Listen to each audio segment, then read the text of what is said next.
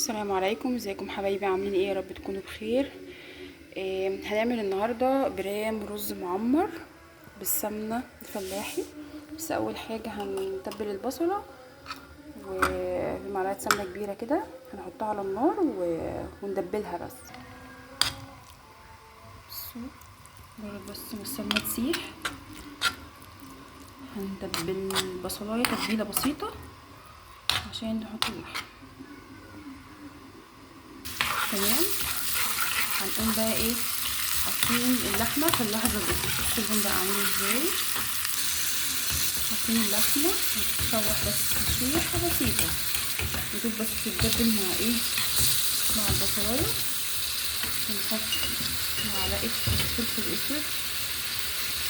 تمام، اللي عايز يكتر يكتر، بس كل ما بتكتروا الفلفل الاسود كده هيكون طعمها جميل صراحه. نقلب تقليبه بسيطه. بسم الله الرحمن الرحيم.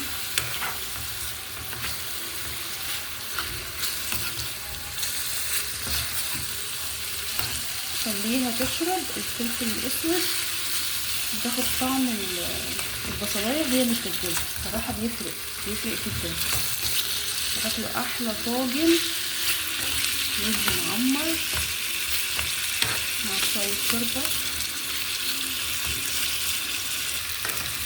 كده بقت تمام الحمد لله، شربت ونشفت زي الفل.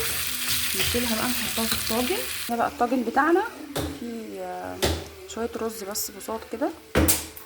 تمام، وبعدين هنفضي بقى اللحمه. فضينا بقى اللحمه بالشكل ده.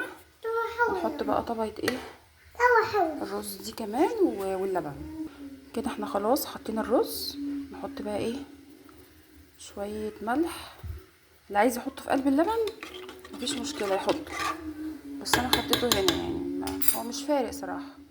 هنصب اللبن كده بالراحه، بس نحاول على قد ما نقدر الايه اللحمه ما تطلعش على الوش. بسم الله الرحمن الرحيم. بسم الله، الله اكبر. بسم الله الرحمن الرحيم. تمام، نحركه بقى بالراحه كده عشان ايه يدخل الفرن، ويا رب بس اللعبه ما تظهرش. بسم الله الرحمن الرحيم. كده تمام. نحط بقى البرام بالفرن لما يطلع ان شاء الله بوريه لكم. هنشطب بقى شويه المواعين دول لغايه الاكل ما يستوي.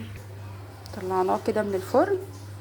هنحاول بقى ايه نطلع منه الهواء فراغات. وبعدين نحط شويه زيت صغيرين مش ياما عشان يبقى مفرفر كده وجميل، ومعلقه سمنه.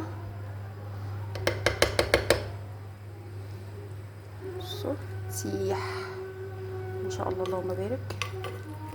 بألف هنا. متنسوش يا جماعه تعملوا لايك واشتراك للقناه عشان يوصل لكم كل جديد، وتفعلوا الجرس. ولو في اي حاجه اكتبوا لي في الكومنتات. كده بقى احنا هنرجعه تاني الفرن عشان يتشرب، وهنغطيه وبألف هنا. لله خلصنا المواعين، عقبال يا رب مواعين الغدا. اشوفكم على خير ان شاء الله. السلام عليكم ورحمه الله وبركاته.